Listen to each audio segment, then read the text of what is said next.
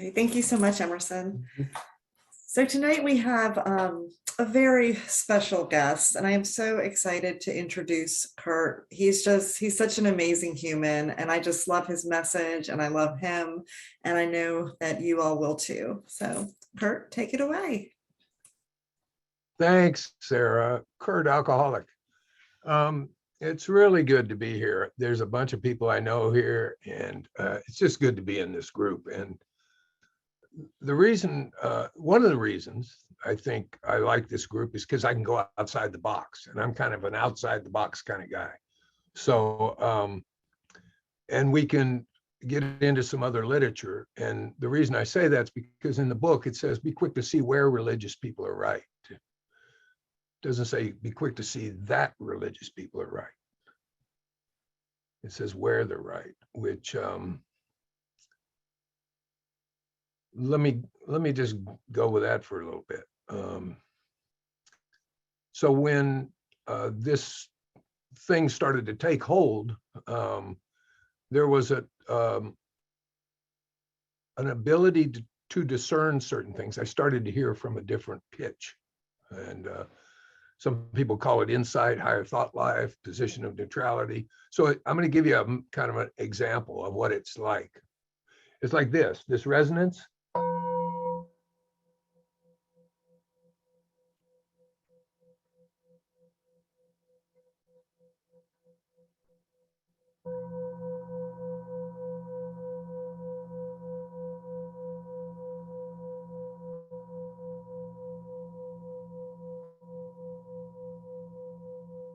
It'll keep going, but I'm going to stop it. It's not this. That kind of resonance. I started to hear things, and I started to hear things a long time ago when I first came in AA. I just didn't know what it was. I didn't know. I remember the first meeting I went to, and a guy said, it was the first time I really saw I was alcoholic. Everybody else knew I was alcoholic except for me. And I remember calling a guy going, I'm an alcoholic. And he goes, oh yeah, well, we know, And I went to this meeting, and this guy, George, shared. And in my mind's eye, I can still see him. And I remember going to the meeting. I don't remember what was said at all, but I remember somebody asking me after the meeting, how was the meeting? I said, oh, it was really good. And he goes, what did he say? And I go, I don't have a clue. Something, bypassed my head and hit me. And most of you guys know my experience. My experience is I made all the wrong decisions to get to the right place. I'm a successful failure here. I drank after 20 years. Ran my life based on what I thought were spiritual principles for 19 of them, and had a huge collapse and started drinking again and couldn't get released from the bottle, and was released, and that experience surrendered me. And since that day, I think I've tried to cultivate this awareness that kind of woke up. And so emotional sobriety, I think part of this is, I was thinking about this before the meeting, because I thought, like, well, if somebody said, well, what's the benefit of emotional sobriety? The benefit is this: I have a lack of interest of what's not happening anymore. That's one of the benefits. I have a lack of interest of what's not happening anymore. My head, those narratives in my head that create stories based on past, future events that carry me off into a reality that's not even happening. That was most of the problem I had. Most of the problem I had, like the book said, centered in the mind. It said the main problem the alcoholic centers in his mind. And I want to read something. This is we read this in a meeting we do, and it's a beginning of Chuck C's book. I think it's great because it says what sets AA head and shoulders above other attempts to reverse the disease of alcoholism, however, is in its immensely successful efforts to literally alter the relationship of the alcoholic to his or her world in effect, to provide a different perception of the same environment. A different perception of the same environment. So I'll give you an example of that. What's a different perception of the same environment? A friend of mine, he's probably on here, a buddy of mine said to him, "You're really being hard on yourself." And I said, there's another way to look at it. I said, maybe that's not what's happening. Maybe self's being hard on you and you believe it. That's the other way to look at it. See, you're not the condition. I'm not the condition. There's been some separation in it. And I think when he says this, the most baffling characteristic of alcoholism, both to the alcoholic and those who must deal with him, is the paradox in which the conflicts of sober reality eventually always become untenable, leading to the return to alcohol and drugs for relief. Scientists who studied alcoholics have stated that a patient may get to a point in sobriety where he actually must drink to preserve his sanity. I mean, that's the deal. Maybe I don't drink. Maybe I get into gambling. Maybe I get into porn. Maybe you could get into a number of things, right? But this sober condition this sober condition is still kind of untreated sober. And it produces a lot of, we say fear here, it's really not fear, it's mental anxiety. I think it mimics fear. I don't think, I've said this, a lot of people, fear is one of the highest intelligences of a human being. It's a fight or flight. You don't need any analytical discourse for that to kick in. It's an intuitive thing. But what we say fear is a lot of time is false evidence appearing real. It's mental anxiety produced on a conditioning, belief systems, old ideas, past, trauma, whatever. So it says, I drink to preserve my sanity. Then the relief chemical begins to present an obvious problem. The outside pressures begin to mount regarding its use, and the pain and discomfort in the patient begin to increase. Neither sobriety nor its chemical counterpart can provide a meaningful sensation of discomfort. Neither sobriety nor its chemical counterpart can provide a meaningful sensation. This almost hopeless condition of mind and body is known as alcoholism, a truly strange disease in which withdrawal from alcohol has little, if any, salutary effect and often makes the emotional agony intensify. And that's what I learned from you guys. The alcohol wasn't my problem, it was my solution. It was the medicine that I used to mimic connection, to mimic that experience of peace. You give me chilled Grey Goose, preferably half pint, just to start with, and I'm just in a state that just is, I can comprehend the word serenity and I know peace. Any of those promises you could put in there, it's like, but it's fleeting, it doesn't last very long.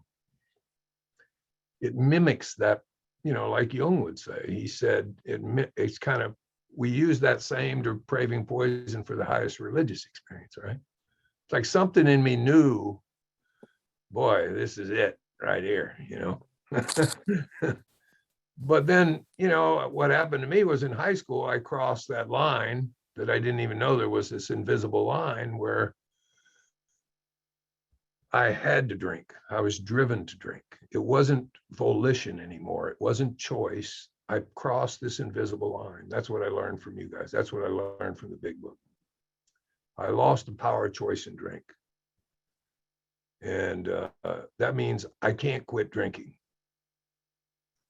So I had to be released from that. And there's a big difference in quitting drinking and being released, in my view. Because every time I quit, I started. My head told me something, didn't matter what it was. And I bought that thought. And I was just driven until I got released from that. So the so-called miracle of AA is in its ability of its principles be rigorously applied to gradually alter the perceptions of reality within these distraught personalities. To gradually alter the perceptions of reality within these distraught personalities. The goal often achieved is to eventually experience life with a degree of comfort never possible for people sharing this affliction of mind and body. I think it's great in the book. It says we're going to know a new freedom and new happiness. It's not going to be a revised old one. It's like a new view. So how does all this tie into emotional sobriety? So let me read it. I think, and it's just my opinion, and you guys can poo-poo it if you want, but I think that what this was written in 39. I don't think we were real clear on the exact nature of the wrong. It says being convinced that self manifested in various ways is what defeated us. That's two things. That's not one thing. This condition, self, is not a thing. It's a mental narrative. It's energy. It is not me. And it took a long time for those two things to pull apart. I don't know how it happened. It just happened. I saw it and I saw, oh my God, I'm not the condition. I tried to commit suicide 3 times. I drove off a freeway, I overdosed, and I slit my arm open with a scalpel. I didn't know I was trying to kill the wrong self. Didn't know it because I was identified as it.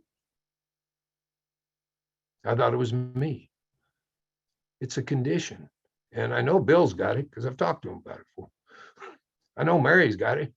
I know Jerry's got it. So it can't be me if you guys got it. But it can be a narrative based on conditioning, belief systems, old ideas, just the way I see the world. That's how I came in here. I came in here and it's kind of like this, like you'd say, I'm depressed. No, I'm not depressed. I'm experiencing depression. It's that little separation. It's just a little separation.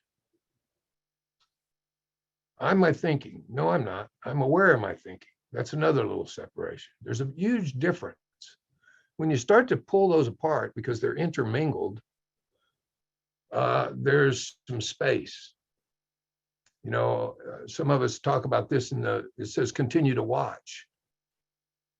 It doesn't say continue to listen. See, if I'm listening, I'm identified as it. I'm in it. If I'm watching, I'm separate from it. It's like 2 steps back, like I can see it. Like it's a little different. So what's the benefit of this? The benefit of this is there's a lack of anxiety. There's not a lot of fear. There's a sense of peace. There's an immense sense of gratitude and reverence for sobriety and the people in my life and what I've been given. As Coyce would say, what I've been given, what's been taken, and what I've been left with. There's an immense sense of seeing beyond the thinking. It used to be just honesty was like, oh, you give me too much change, I give it back to you. The definition of that's changed. There's a clarity, an ability to see truthfully. It's not based on a mental narrative. It's just seeing. It's not thinking. The book's really, really clear on this. If you read the text descriptively rather than instructively, it's telling you that. And I think this is stage specific. I don't think you just arrive here like this. I think this is all part of what Al-Anon says in one of their promises. This is evolution and maturation towards wholeness.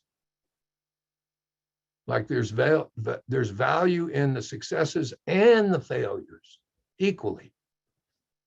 There's not the narrative of guilt and shame going on. It's kind of like when it said, I think it said in one the reviews, it's like a mistake. Oh, well, yeah, I'm a human. I'm going to make mistakes. It's not like a big story behind it. Oh, you shouldn't be doing that. You're sober now. You know, there's none of that going on. It's comical almost. I mean, just some of the stuff that my head used to tell me was just like, I just think about it. I think, oh my God, no wonder I was trying to get out of it. It's like, Jesus criminy. So here's where I want to go with this. I said, I think there was just some ambiguity about this condition of self. And you hear it in language. So I'm gonna take I talked to a friend of mine, Kate, and she called me one night. She said, I started reading the big book. I got a new book. I started reading it again, and I realized something. She said, what you're saying is, she goes, I realized something when I was reading Bill's story. She said, I read it and it said, I had arrived. And she said, I replaced that with self had arrived. And she said, I saw it in a totally different way. See, identified as a condition. So here I'm going to read it. Suddenly, I realized what the matter was. My basic flaw had always been dependence. Almost absolute dependence on people, circumstances to supply me with prestige, security, and the like. Failing to get these things to my perfectionist dreams and specifications, I had fought for them. And when defeat came, so did my depression. So now I'm going to read it the way I see it. Suddenly, I realized what the matter was. Self's basic flaw had always been dependence, almost absolute dependence on people, circumstances to supply self with prestige, security, and the like. Failing to get these according to self's perfectionist dreams and specifications, self fought for them. And when defeat came, so did depression. Very different. I'm not the condition. There's a lady that me and Chris listened to, and she says the ego is a stage-specific phase in the development of a human being. We must transcend that phase because we're more than that. We're so much more than that. But it's like, but I can't know that through my intellect. That's why I can't know that through my head.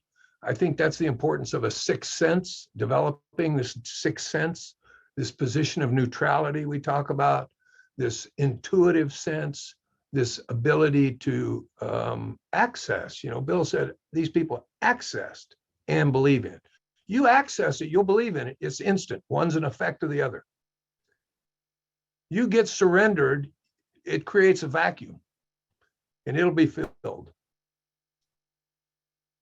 It'll be filled. And usually what happened with me the first time that happened in 86 is my intellect got a hold of it and reduced it to its understanding. And then I tried to manage for 19 years with that understanding, but I never had a sense of peace. I never had that freedom. There was relief, but there wasn't freedom. And there's a huge difference. A huge difference. That sense of ease, that sense of peace, that sense of calm. This is out of another book. This is an old medicine man. There are many kinds of death. It isn't necessary to leave the physical body in order to let a part of you die that doesn't serve you any longer. When you allow that to happen, you can be reborn into a new and better way of life. I'm not quite sure we allow that to happen. I think life just does it to us. I think it kind of sounds like we're in control of it. But you get the point. You get what I'm saying. It's like, oh, that's what that experience was about when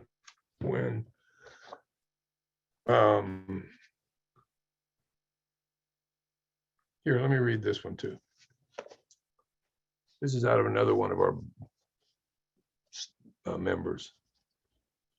When surrender is a tactic, It's just another means of control, another effort to impose your will on your disease. Surrender is beyond your power. If it weren't, you would have no need of a higher power. The genius of 12-step spirituality isn't that it teaches you to surrender, but that it exhausts you in the effort to surrender so that you last surrendering, and find yourself surrendered. I mean, that is so descriptive. That just spoke to me so much. It was like, the ego doesn't surrender, it regroups. Just regroups.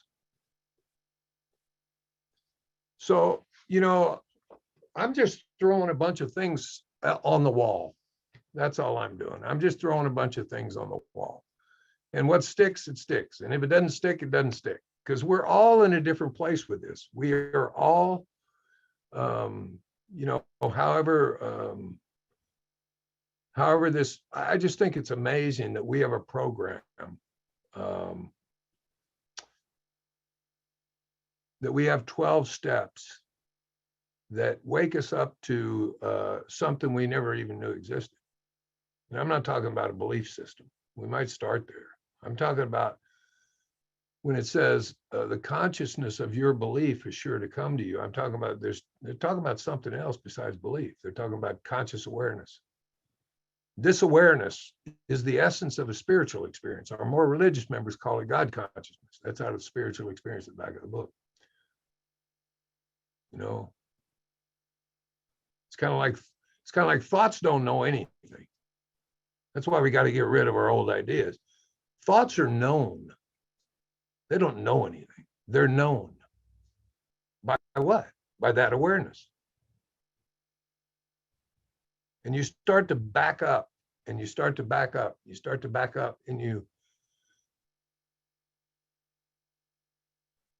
you just start to, you get a different view. And the different view produces an effect. And the effect is peace, the ability to comprehend the word serenity,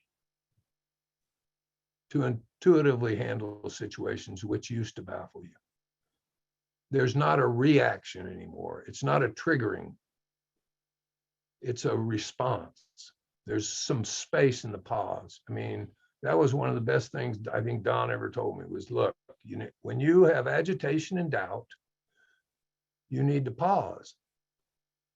And I thought, well, that's a pretty easy thing to do, till I did it for a week. And I realized I had agitation and doubt all week long. So I didn't get much done, but I wasn't aware of it. And the more I paused, the more space there was, the more ability to see, the lack of being involved in the narrative, the lack of being involved in a story that wasn't happening. A lot of this stuff started to come into focus where I wasn't even aware of it before. And it's kind of, I think all of that's part of developing this, we could say, emotional sobriety, well-briety. I think Al-Anon addresses it really well. I think I go to some Al-Anon meetings. I would not say I'm a regular member. I'm a drunk. I'm a stone cold alcoholic. That's me. But I get a lot from Al-Anon because I for some reason I can really listen in there. I've been in AA since 1979, so I hear things certain ways. And when I go into Al-Anon meetings, sometimes I can hear from a different thing. So I kind of started with this thing about false evidence appearing real, fear. And there's another part in the book, and it was really important. And I think it's on it's somewhere in We Agnostics. I don't know what page it's on, but it says, without knowing it, we've been brought here by a certain kind of faith. Not a faith, faith. And I totally missed this for, 25 years. It says, without knowing it. That's the key thing, without knowing. See, I didn't know it. What was the faith? The faith was in this internal dialect, this narrative in my head, the God of reason. Hell, I relied on that for 20 years in AA. There was no intuitive sense to move from.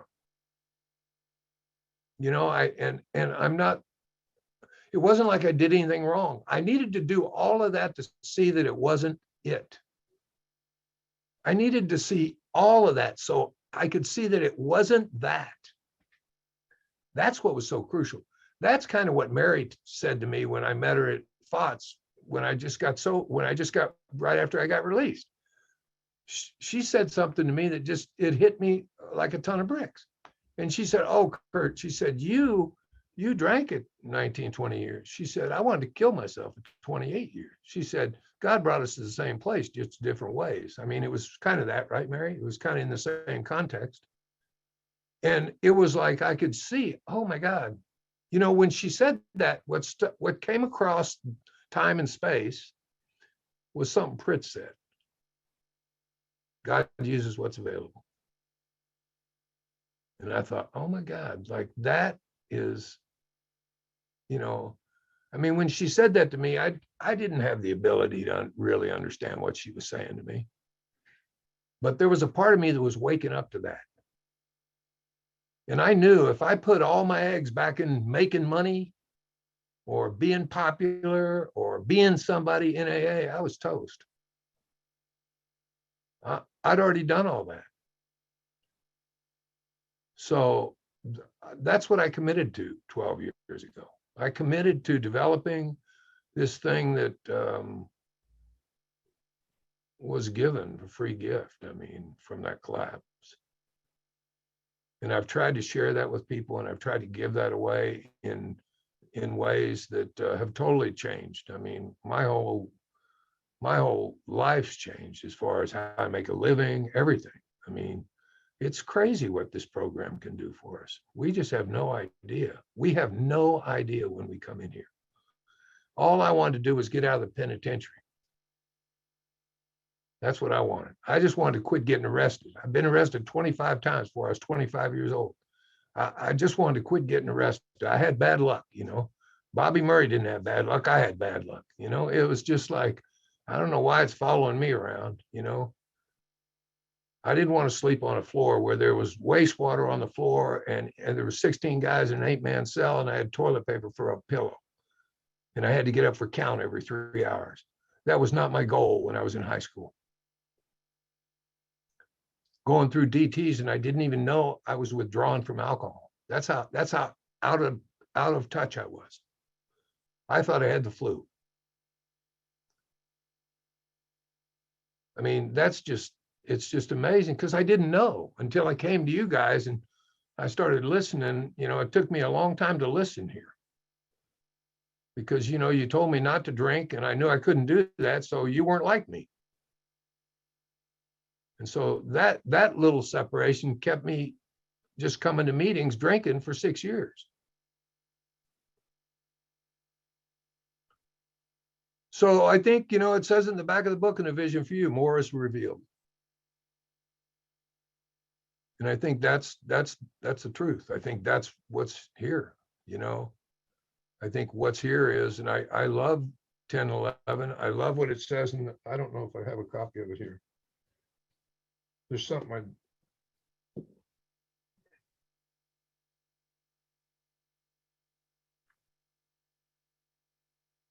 I know I do. I just don't know where it is.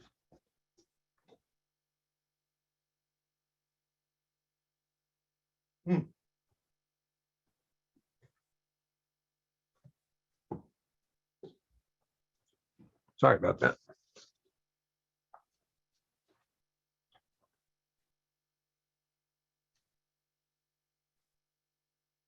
This is out of the 12 and 12.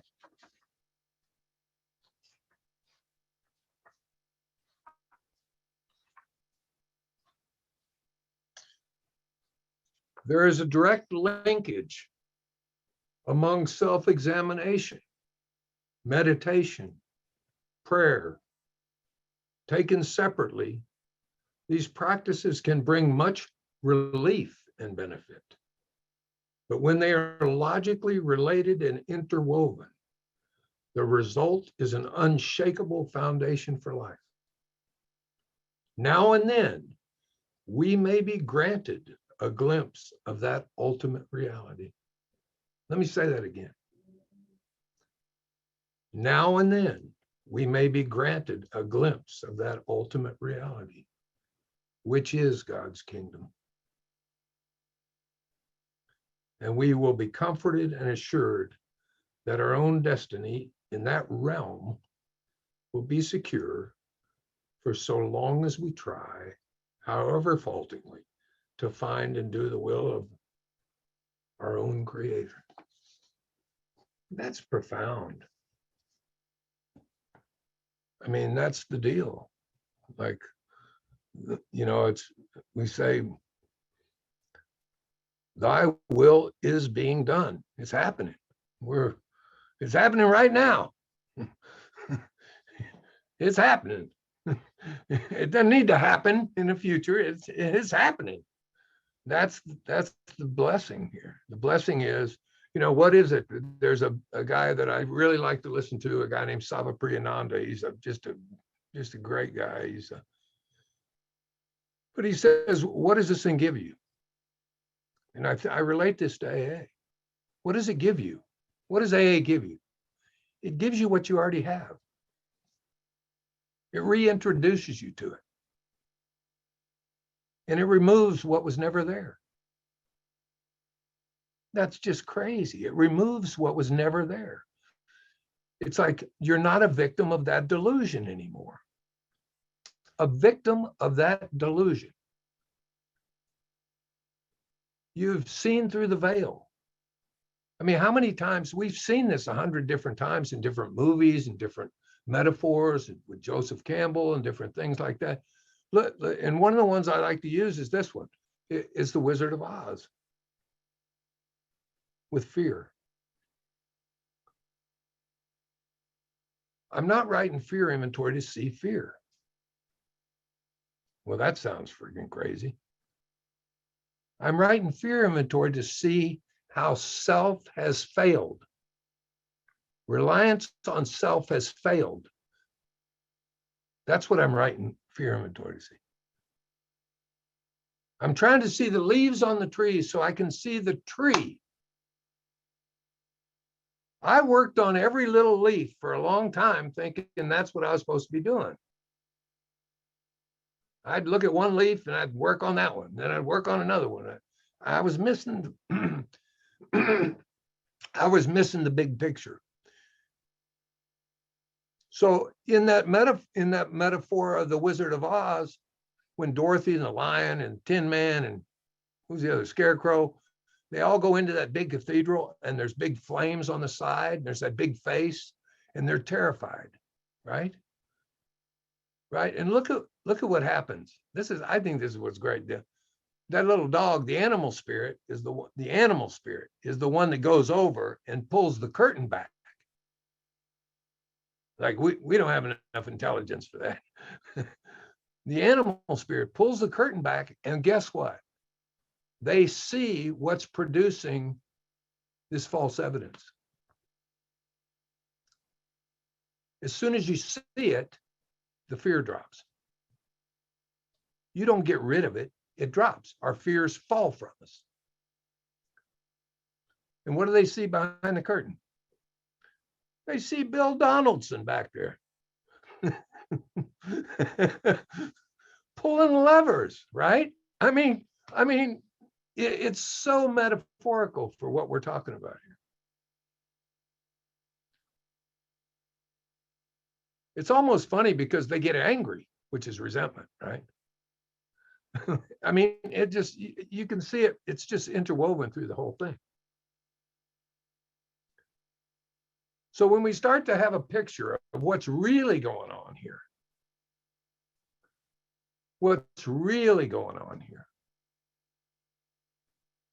there's an immense sense of wonder and gratitude for life. And there's an immense sense of wanting to participate in. One of the biggest cards I held out for many years in AA, and it was a card I always held close to my chest. And the card was this: if it gets bad enough, I'll just take myself out. That was my hidden reservation. They always had a way out. See, if it gets bad enough, I know what I can do. I, I could not wish that away. That left 12 years ago. And I'm immensely grateful for that. So,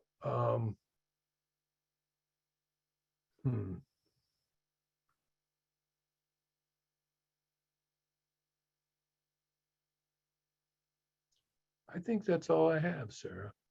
I think I would like to listen to everybody else, to be honest with you. Thanks for asking me to come tonight. I really appreciate it. Oh, well, thank you so much. See, I love listening to you. A lot stuck for me anyway. You're just amazing. And I knew you would do a fantastic job. Well, so do you want me to just like open the floor, or would you like to call on a few people? Yeah, let me call on a couple people. Okay. I want to hear from Bill. All right, I gotta hit this unmute button here, you know? I don't get my finger stuck in the keyboard again. Anyway, thanks, Kurt. It's really great to hear from you as always. And I look up to you, and you're a good friend. So when I think about this kind of stuff, what's been going through my head is this ego, right? This ego self, this stage character, and how competitive it is. So we go through these different stages that, you know, I'll talk about within the AA community. You know, there's competitive victimization, then there's competitive recovery, and then there's competitive spirituality. Yeah. And a good share of that is always searching to create a new sense of self. That's just ego's business, right? That's the ego business. And this self always ends up being self-righteous. In whichever little arena I'm dancing in, it becomes self-righteous, because it's always trying to differentiate me and make me better than you all. Like there's a difference, right? But that's the way the ego works for me anyway.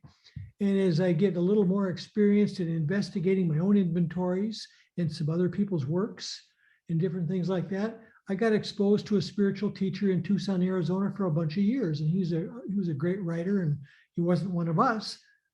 But one of the prayers that he had was Mrs. Fulton's prayer. And how it goes is, I am one with thee, O thou infinite one. I am where thou art. I am what thou art. I am because thou art. And in that, and if I can stay in this moment, there's no more seeking to do. It's not that, you know, any of us are any more special or less special. We get to where we go when we get there. And I don't know if that's where I'm supposed to be. You know, I have no idea where I'm going, right?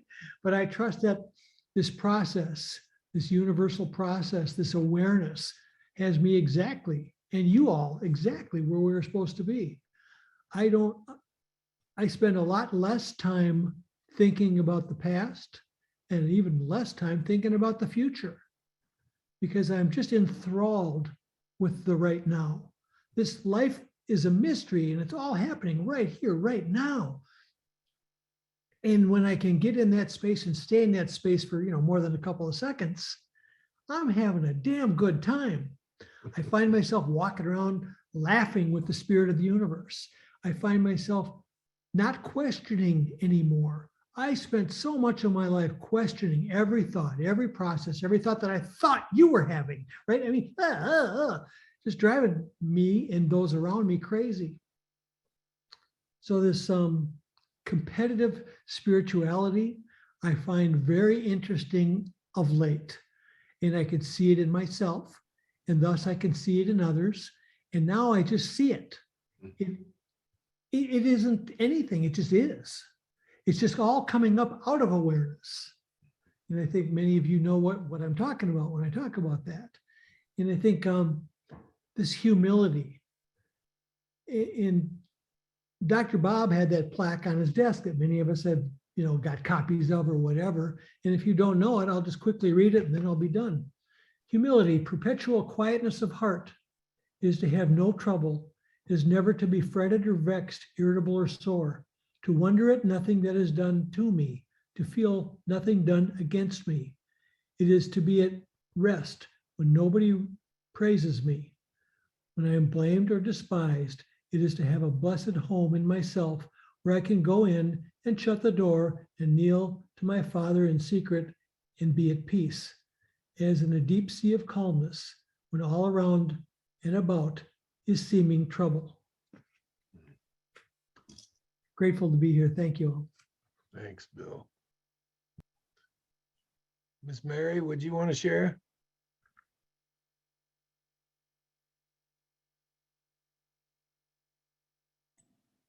Hi there, Mary Thayer, alcoholic. Hi, Mary. And it's always good to hear you. It's always nice. It's just as you were talking, I was thinking about how it's so challenging, I guess I will say, to try to describe something that is experiential.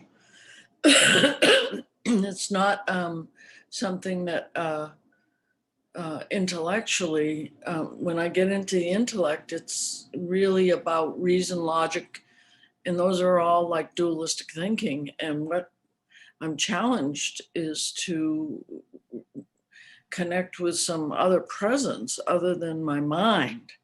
And so for a lot, I guess what I did in the last time I went through the book, I started circling the words that said felt, or instead, it doesn't say you had a change of your mind, it says you have a change of heart. So it kept referring to something beyond just the intellect. And sorry, getting over COVID here. I realized that this evolution of my soul was an actuality. It was like, but as long as I was believing I was that self that really I wasn't, like you were talking about, I thought I had some control or management going on. And as the older I get, in hindsight, the longer I'm around, I see there's been a blueprint that's always been there.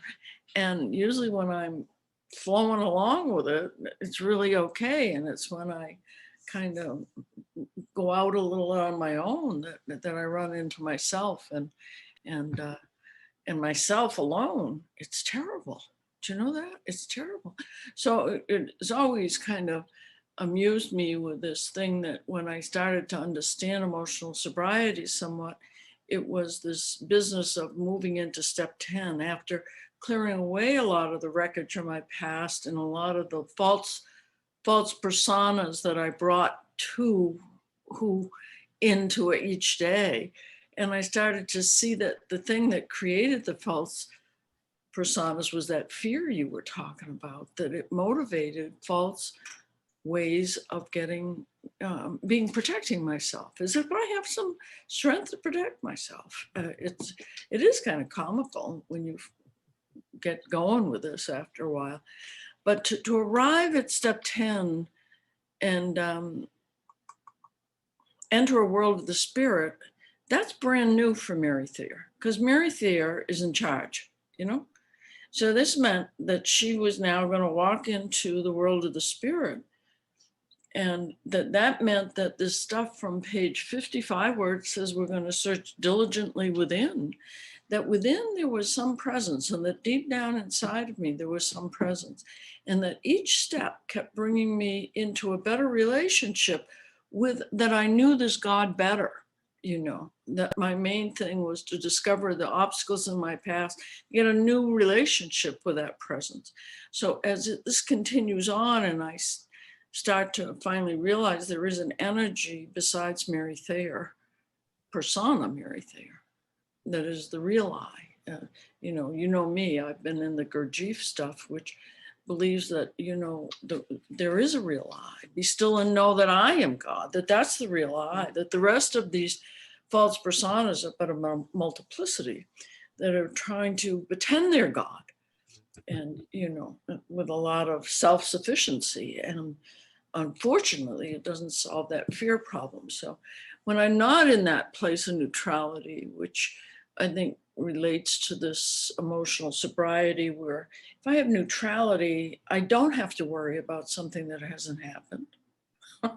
I don't even have to worry about what is happening. Because in the last month, I've had a TIA, some mini stroke thing, and then I've had this COVID, and I have not been frightened. I remember saying that to Don Coyas when I went through the swine flu and double pneumonia, which a number of years ago, he had had a heart attack. And I walked up to him with thoughts. I said, you know, Don, I just wasn't afraid. He said, neither was I. I mean, it was a very strange acceptance about being whatever. And I am surrendered. It's not that I surrender. Life surrendered me. I'm supposed to be in Monroe, Louisiana for some weekend and then traveling. And I'm not doing any of that. But I remember when it just happened in the past week, I went, oh, I can't do that.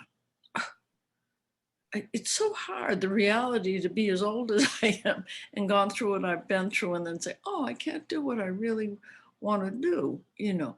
And that tells me that in that page 88 or 87, where it says, please, God, show me what my next step is to be.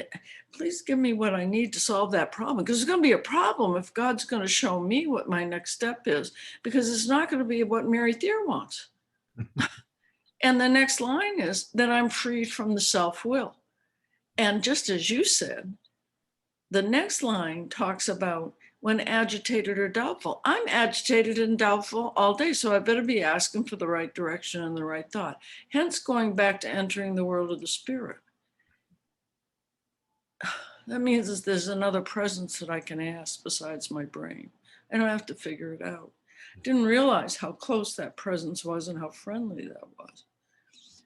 But it took a long, long time for me to wake up to the fact that there was a soul that's trying to evolve, is very thirsty for a higher level, an inspirational plane of inspiration.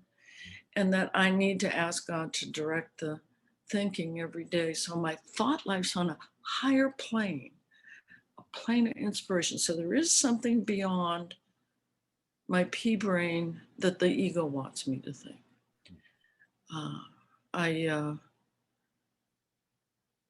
I don't know what's happening in the last, I would say, year and a half. But again, I'm going to go back to what I said when the pandemic started. I don't think God shut down the whole world for nothing. Okay. I don't think that he put the whole world, and still in many aspects today, in the first step where our lives are unmanageable and we're powerless. We're the ones that have an advantage because we were given 11 more steps. The question for myself is, am I utilizing those? Or with 48 years, have I arrived? Or am I still a seasoned beginner? That's my quest each day. Because you're right, there's something more going on here. And I believe what it says on 129. I believe this is limitless. I believe it's totally limitless. And I absolutely believe that it'll pay me dividends for the rest of my life as long as I mine it for the rest of my life, insist on giving it all away. And we're able to see this now. There's a new language that I see developing. I'm sure you do, Kurt, with the people. I mean, I'm doing some funny unpopular studies, which is, the book is telling us it's unpopular. We're in a popular place. And it's very funny to hear all our critics try to blame everybody. So it's wonderful to me. It's exciting to me that there's still room to grow. Thanks. I love you, sweetie. Thanks. Love you, Mary. Sarah, let's open it up. Great. Okay. Is there anyone that would like to share, or does anyone have a question for Kurt? Feel free to raise your hand.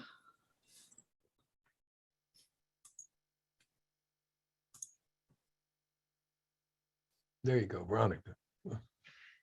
Veronica? Hey, Kurt. Hi, everyone. My name's Veronica, and I'm an alcoholic.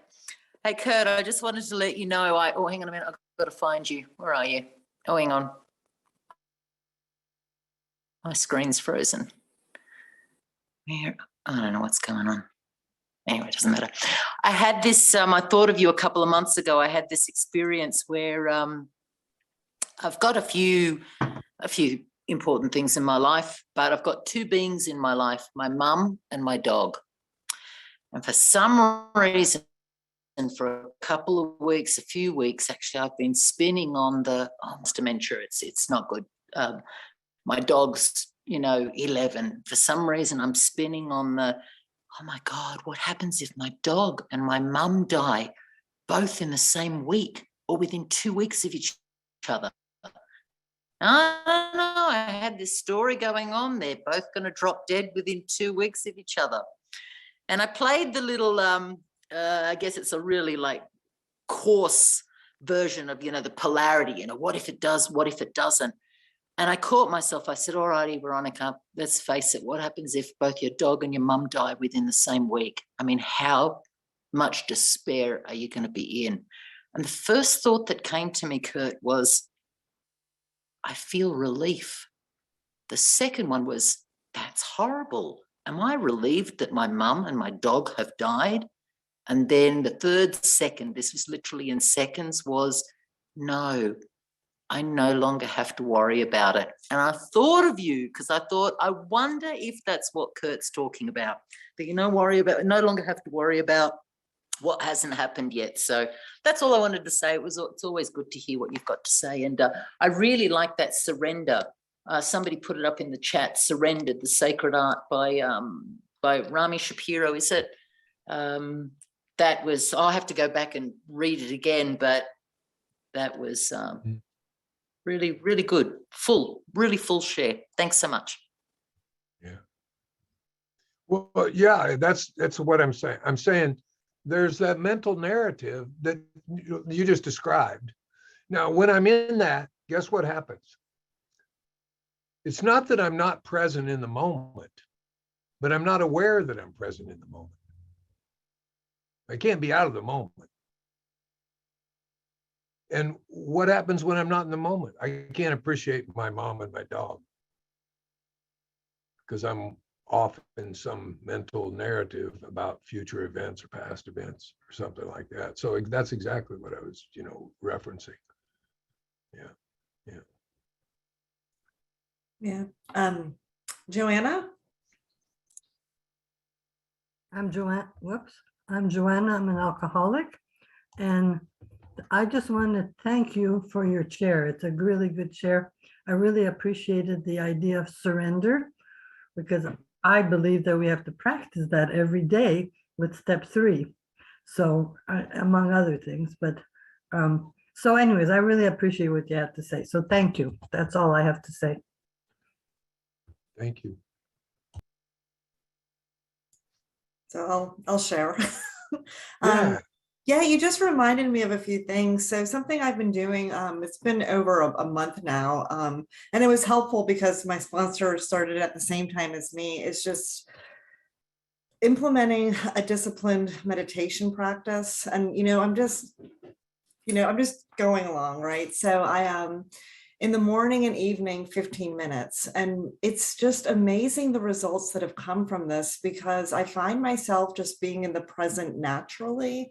And it's not always easy. I'm not a great meditator, the things happen, but I've gotten so much better at it. And I do have experiences where I know my mind is calm. So this has really brought about this kind of natural pause and ability to stay in the present and to be able to really practice being that watcher, because I can, in having that space, it's like I'm so much more able to see, without that space between me and the self, I'm just in the story. And I catch myself all the time. And I'm like, oh, well, once again, I forgot that I was plugged into power. I once again forgot that I could ask for help. And something, I'm just so grateful that my sponsor is always reminding me that, I have entered the world of the spirit. It was so funny. I called her, it was this week and I had some problem. And the first thing she says to me after hearing me is, okay, God is real.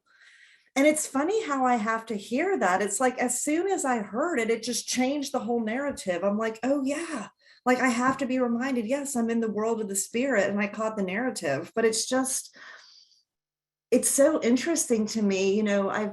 I came into AA in 2011, so I've been around a while, right? And this is the first time that I've been disciplined about meditation, and I'm going to keep with it because I can see what the importance is, what people mean by that. Like, it's just crazy. And, maybe I could argue that it's just part of the psychic change or whatever, but this daily practice of it has been such an amazing change in my life. And it's sometimes I'll hear people say, oh, well, for my meditation, I read a passage and I'm in contemplation, but that's not what I'm practicing. That's contemplation. It's not meditation.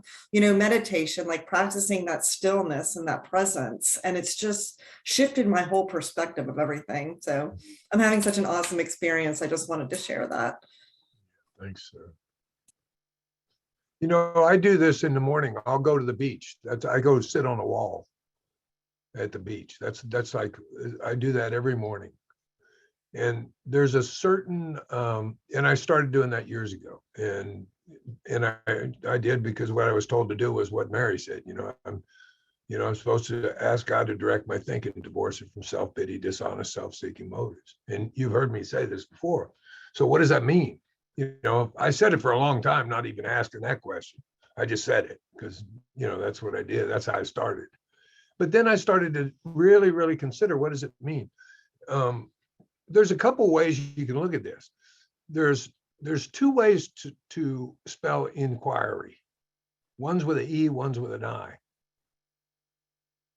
One is we're looking for information. The other is we're investigating something. This is what we were talking about. This is this differentiation we were talking about. So when I'm asking for my thinking to be direct, divorcing from self-pity, my thought on self-pity was, that's the past.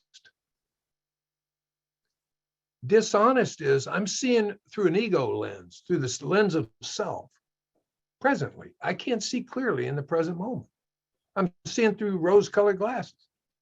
And self-seeking is the future. See, and when I asked to be divorced from that, my thought life's on a higher plane. That's that intuitive sense. I can see with clarity. I can see with, it's like seeing black and white in color, right? It's like when all you know is black and white, well, that's just the way it is. You don't know how limited black and white is till you see color. You don't know. That's what I'm saying. The mind does not know what peace is. That's why it's looking for it all the time. Because it can't find it. We're trying to produce stillness from activity. It doesn't happen.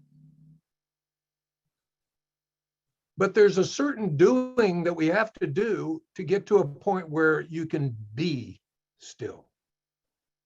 That's like stage specific. It's a process. I had to do things. Like meditation. The whole point of meditation for me was to get to a point where I could be in a meditative state of awareness. That's the thought life. That's the position of neutrality. That's the pausing. That's the, ask for an intuitive thought. It was like the menu's not the meal. I worshiped the menu here for a long time, and I got anxiety, fear, sober. Now, I'm not saying throw the baby out with the bathwater. That's not what I'm saying. So I don't want it to come across like that. But I'm saying at a certain point, it's like, it's stage specific. We all, develop this, like, that's what Mary was saying, like, this thing's never ending. Well, that takes all the weight off. It's like, oh, people said this to me a long time ago. They said, oh, the journey's the destination. I'm like, what? Like, yeah, there's no arrival point.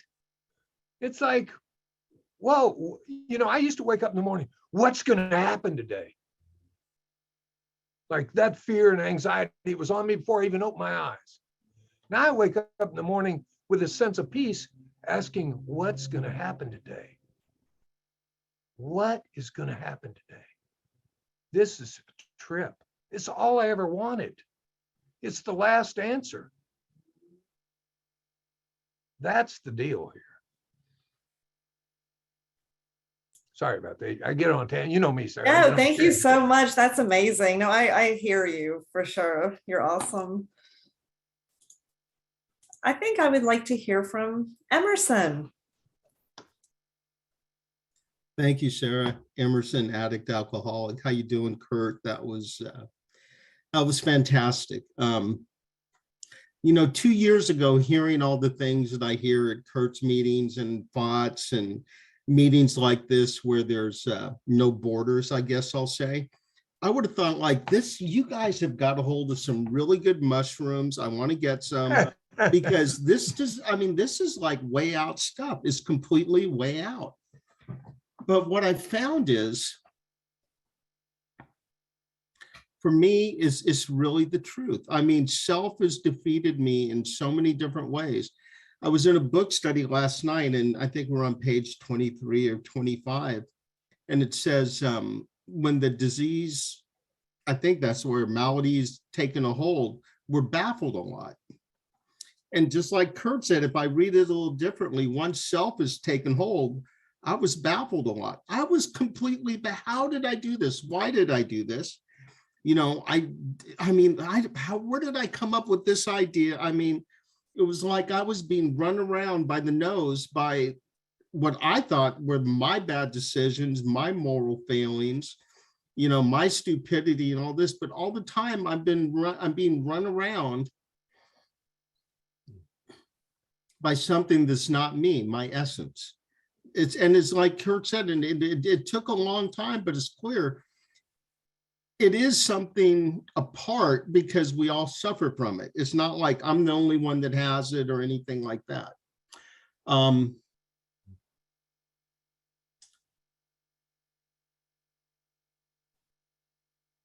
There's a lot of peace for me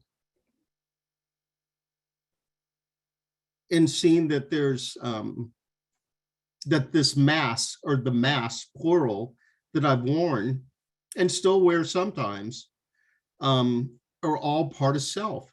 One of the things I've learned here, and I've learned these things that are just like fascinating to me. All this seems like, I'll just use the word like new age, this is new stuff, but this has been talked about for thousands of years. I think it was actually in one of Kurt's meetings he read, and I looked it up, and it just blew me away. The persona is either the Latin or the Greek root is mask. I mean, so it's like they've known about these masks, and I'm like, how did I miss all of this? And it's not that I missed it, it's just whatever society, I guess, or whatever sees, that's the things I learned. But again, there's so much freedom in this. I just want to read this very, very short poem by Rumi. This just blows. When this got into me, I mean, I read it all the time. Kurt knows exactly where I'm going. But what it does for me is I don't have to swim again. I don't have to swim upstream. I've swam upstream and I thought I was making progress. Everything was going great. But the problem with swimming upstream is eventually you get tired and you're going to coast back down. You're always going to have to go with the flow. And it just happens after you get tired of swimming. But there's this short poem by Rumi, and it's titled When I Run. And he says, when I run after what I think I want, my days are a furnace of stress and anxiety. If I sit down in my own place of patience, what I need flows to me, and without pain. Damn, without pain. I love that. From this, I understand that what I want also wants me and is looking for me and attracting me. This is a great secret here for anyone who can grasp it. And for me, that is like, Kurt just said, I think you said that's peace. For me, this is just like incredible freedom. I mean, I was like so stuck with running around like, oh, like I need to God is here. God is everywhere. I don't have to like seek the air. Like, oh, it's over here. Let me run and take a breath. Oh, it's over there. And I got to run and take. It doesn't work that way. It's always here, it's always been here. And I think for me, I've just become aware that it's here. I don't have to strive after it. I don't have to do things to get God to, he loved me already. And when I really look at my life, like Kurt, I've been in some different state facilities. I was like, oh man, yeah. But unless I had all of these failures and relapsed after 5 years and losing the, unless all, what I got to see through all these failures is it's gotten me along the path that I'm on. And it's kind of like you said about Oz, like, oh, wait a minute. Once the curtain is pulled back, everything is a whole new view. So, Kurt, I'm grateful always to hear you and be part of it. You know, this is, you know, I don't, this sounds trite or like dramatic, but really this stuff is life-changing. It's a whole nother view. I mean, you know, I don't have to run after things. And like Rumi said in his poem, he wrote it, what, 1200 years ago. He says, you know, my life is like a furnace. Well, back then you got to think of it, it's like a steam engine. You have to stoke a furnace and, you know, to keep it going. And, you know, the more you stoke, the faster it burns, the hotter it gets. So I don't have to do all that work anymore. I can just wait for things that'll come to me. They're going to flow to me. And what I want is attracted to me and I'm attracted to it. So anyway, thank you guys very much. Thanks. Thanks, Emerson. Sam? Thank you so much, Sarah, for calling on me. And thank you, Kurt, for a beautiful share, man. Thanks, Sam. You know, I grew up when I was a kid, and this is like a real thing. I had terrible obsessive compulsive disorder with, and there's like one that is infatuated with religion. And my mom was super new age and I grew up in the Bible Belt, you know, and so I would just, and my brain had to like pull a yarn. I mean, I was looking at Course in Miracles and getting, you know, prayed over in tongues by Pentecostals and eating acid and doing Merriam-Webster, doing all this crazy shit. And, you know, my brain sometimes will get on these like go down these deep rabbit holes with theology or something. You know, I'll listen to somebody in a meeting and I go, I know exactly where they got that from. I know exactly what book they got that from. And that person's a fucking heretic. And they don't know what they're, you know, it'll just start pulling this yarn, you know what I mean? Like it'll start, and next thing you know, it's like a dog that gets a toy. Like now I take it way less serious, you know, like a dog that's like chewing on a toy or killing its toy and taking it under bed with it and chewing on it. That's what that is to me today. But for a long time, you know, I love the thing that Chuck C always says, what we're looking for, we're looking with. Yep.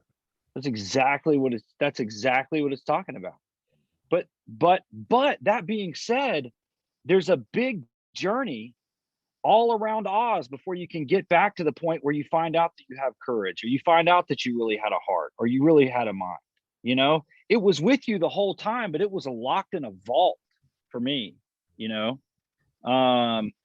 And, you know, if I'm not careful, like in a lot of these kind of settings, my ego has a need to want to wrestle for significance sometimes and go, well, I need to let them know that I've read all that stuff too. And I can be really articulate. I can do this and I can do that. You know, I've had all these experiences. And next thing you know, you're bound right back. Like for me, I have never had a complete break from my ego like a lot of these great spiritual masters have had, you know, like where I'm in this just peaceful state of awareness and it never talks.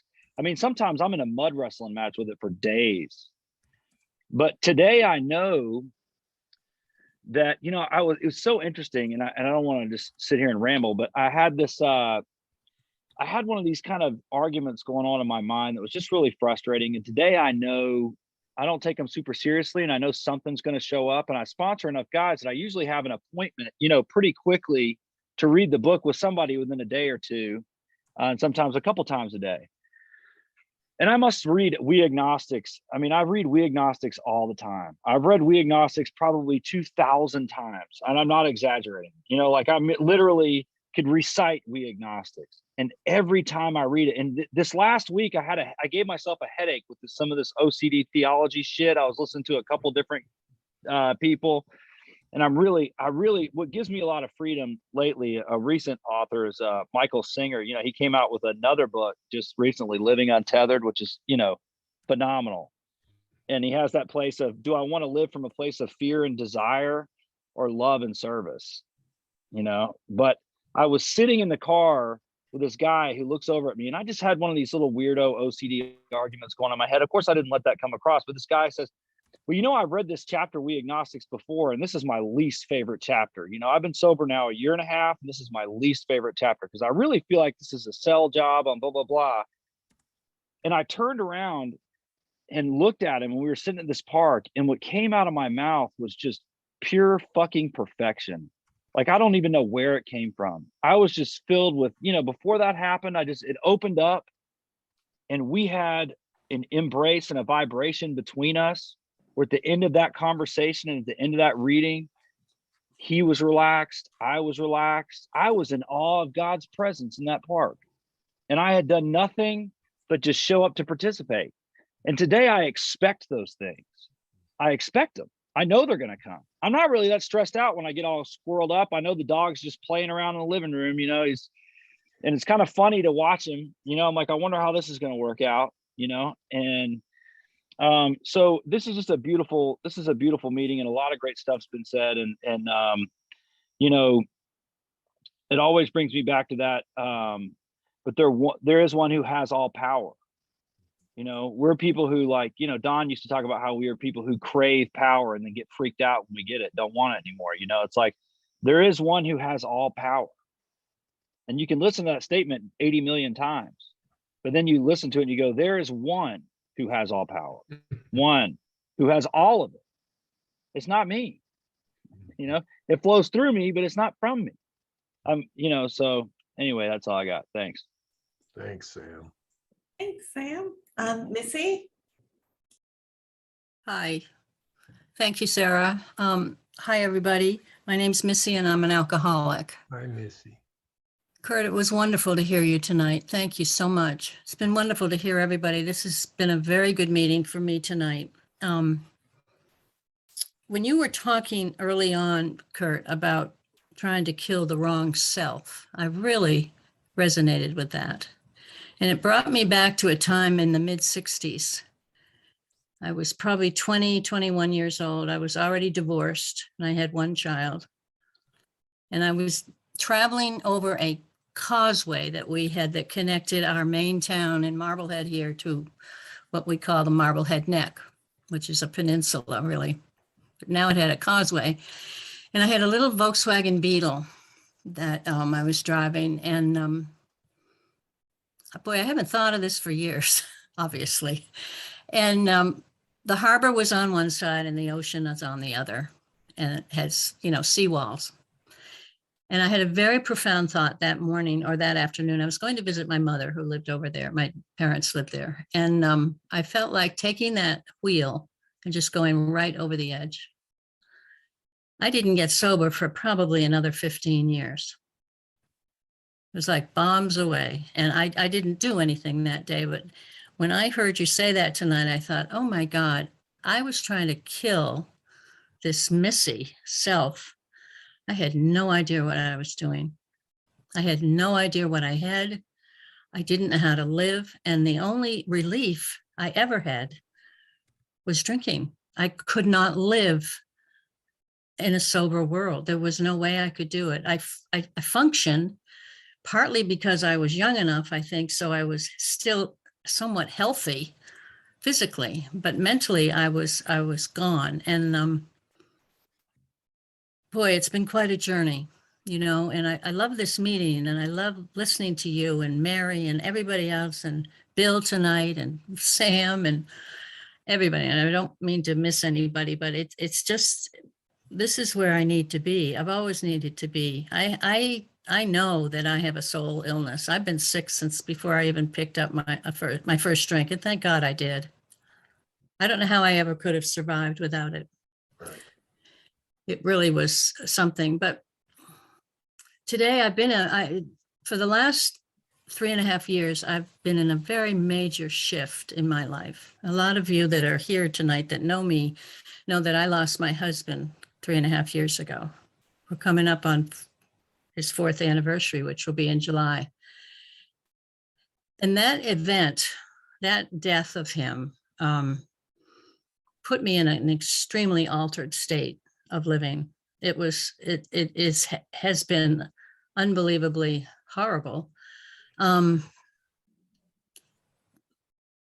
I'm so grateful for this program, because what has happened, and it's truly the grace of God, the silver lining in all of this to this date, and I'm sure it's going to continue because I do have that faith, is that I have been able to really come outside of myself. I've had to.